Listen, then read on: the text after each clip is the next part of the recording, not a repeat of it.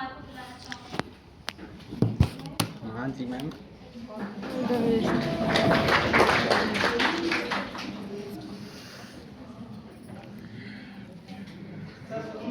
माता पिता और माता पिता तुल्य गुरुजनों को प्रणाम करते हैं। तदुपरांत अपने युवा साथियों को सादर से नमस्कार। आज हम जो चर्चा कर रहे हैं तो हम एकदम मूल से उठाएंगे। हमारी जो पर्यावरण है, जो संस्कृति है, ये जो सबसे पहले चित्र मिला था मिर्जापुर में, वहाँ के अंगड़ पत्थरों में जो हमारे पूर्वज उकेरे थे, वहाँ से मिला हुआ है। और इसके बाद हमारे पटेल सर कहते थे, कक्षा कक्ष के दौरान कहे थे कि बेटा ये जो मंच है, यहाँ से बहुत आदर्शवादी बात होते हैं, तो अच्छा होगा कि जो वास्तविकता में है उसको भी लेकर साथ चलना। तो ये जो पेड़ पौधे, हम पेड़ पौधों को भी ईश्वर का रूप मानते हैं, लेकिन पेड़ पौधे जो है हमारे पूर्वजों ने दिया है। एक आंदोलन हुआ था, चिपको आंदोलन, जिसमें उन लोगों ने कहा कि हम अपने प्राण दे देंगे लेकिन वृक्ष को नहीं कटने देंगे। लेकिन आज क्या हो रहा है? आज हो रहा है, अगर हम एक जमीन दे रहे हैं ना, उसमें वृक्ष है, सबसे पहले हम वृक्षों को ही काटते हैं। हमारे दादी जी, माँ बताती थी कि कुएं से पानी निकालती थी, हाथ एकदम लाल हो जाता था रस्सी खींचते। वो पानी को उतना ही प्रयोग में लाती थी जितना कि काम की हो। आज हम बटन दबा देते हैं और नहाते हैं, लेकिन उसी पानी का हमें महत्व तब पता चलता है जब पेपर देने जाते हैं, ट्रेन में 20 रुपए की एक बोतल लेते हैं और ये सोचते हैं कि हमारा दोस्त न पानी मार ले, क्योंकि मैं पैसे लगाया हूँ इसको ठंडा।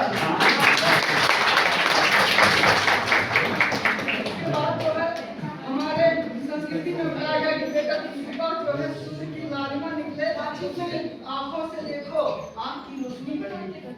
कहते हैं कि उस लाल प्रतिमा को, जो सूर्य की निकलती किरणें, उससे आंखों से देखो, आंखों की रोशनी बढ़ेगी।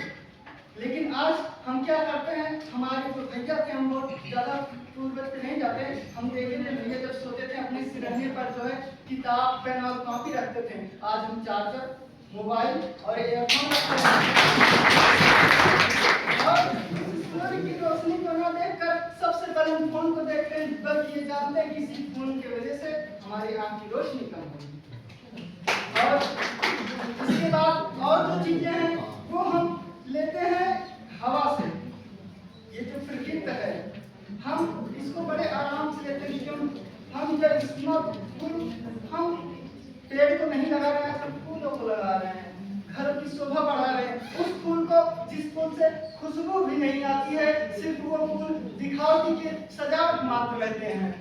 और हमें पर्यावरण का तब जो है पता चलता है जब हम जून की तपती हुई धूप में सड़कों पे निकलते हैं और हमें छाया की जरूरत पड़ती है, तब हमें प्रकृति के उस पेड़ का पता चलता है।